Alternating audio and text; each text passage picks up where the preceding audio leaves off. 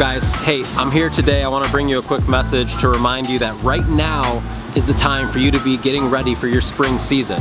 Every single day we talk to people that say, yeah man, last year I didn't do exactly what I wanted to do, or you know, I slipped up, or I had a plan but I didn't follow through. And what I don't want to happen is for the same thing to happen to you this year in 2019. Here's the deal. One day I looked myself in the mirror very early on in my business and I said, Matt, you're full of crap.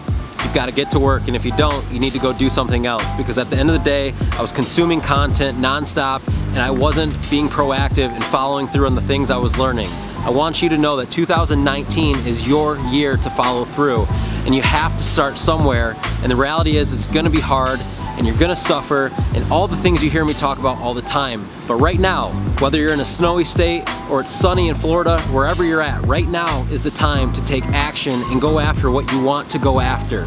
So if you're a small company, start to get into the habit of things that you're gonna wanna do when you get bigger. Start to implement systems in your business. Get a CRM on board. Start to learn about marketing. Figure out how to market your business so you can generate leads for yourself rather than having companies like Home Advisor and Angie's List do it.